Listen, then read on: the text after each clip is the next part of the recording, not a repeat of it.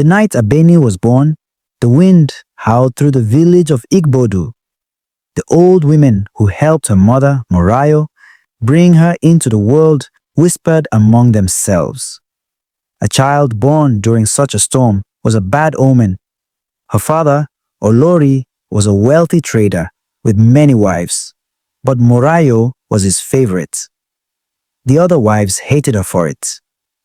When Abeni was born, they saw it as a chance to bring her down.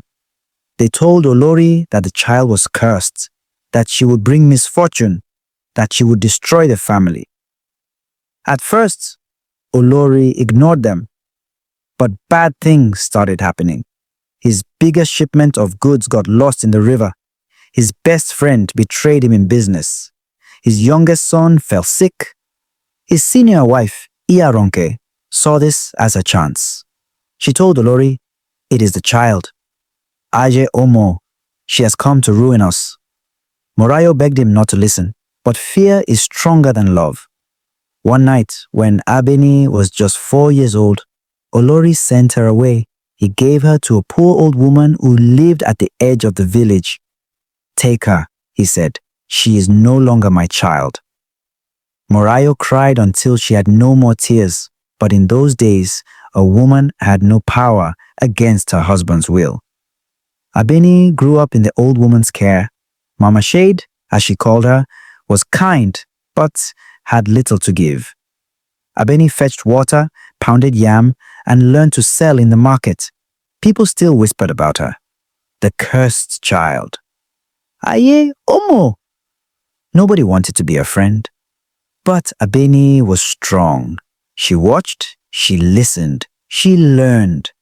One day, a terrible drought hit Igbodu. The village's river dried up, crops failed, people were starving. The elders decided to consult Ifa, the oracle. The priest went into his shrine. When he came out, his face was dark. "The gods are angry," he said. "Many years ago, an innocent was cast away. The land will suffer until she is restored." A deep silence fell. The elders looked at Olori. He knew immediately. The cursed child.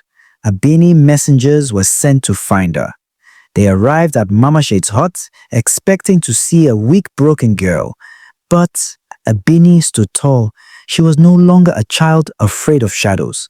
They took her back to the village, to her father's compound. Morayo ran to her and held her tight. But Abeni did not cry. She just stared at the man who had thrown her away. "I am sorry," Olori said.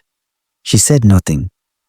The village elders declared that she must be given a place in the family again. Olori offered her gold, fine clothes, a house of her own. But Abeni refused. "You threw me away like a dead leaf in the wind," she said. "Now that you see my worth, you want me back." "I will not stay where I am, only wanted for convenience." And with that, she turned and walked away. The rains returned the next day, but Abeni never did.